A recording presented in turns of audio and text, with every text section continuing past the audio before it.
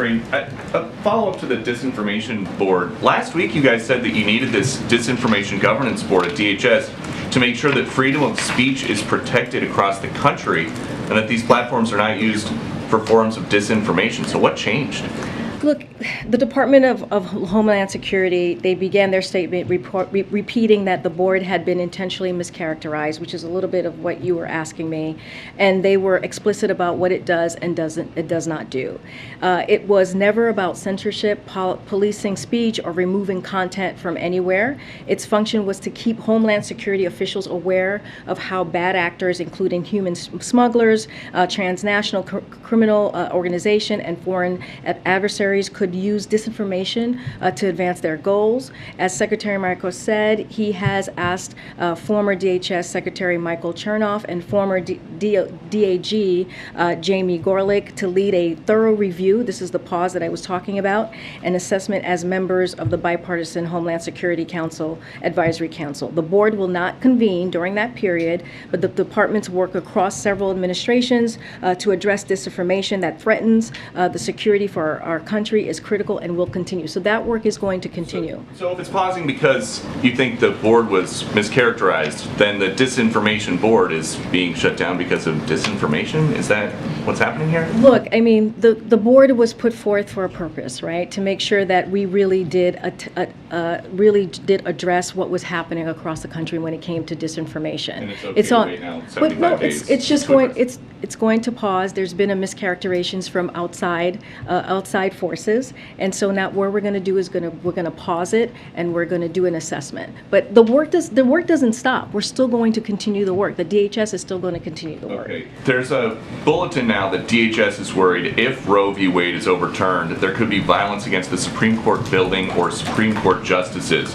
Are these threats from pro-abortion activists or anti-abortion activists? So look, the president is clear on this question. He believes the right to peacefully protest in this country is fundamental.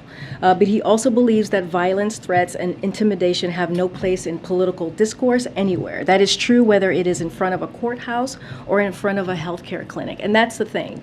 I feel it seems like to us it is very one-sided on what we call out as intimidation or as violence. So we want to make sure we're calling out on both sides of what is happening and what we're seeing. While protests, while protests have been peaceful to date, the Department of Justice has U.S. Marshals providing support court-martial, and the president believes Congress should pass the legislation to fund increased security for court and judges as soon as possible. Yesterday, in reference to this, the Department of Homeland Security said they are committed to protecting Americans' freedom of speech and other civil rights and civil liberties, including the right to peacefully protest. DHS is also committed to working with our partners across every level of government and the private sector to share timely information and intelligence, prevent all forms of violence, and to support law enforcement effort to keep our communities safe. And then final question on gas prices. Americans are now spending $5,000 a year on gasoline. That's almost double what they did a year ago. Where are people supposed to go to get all that extra cash?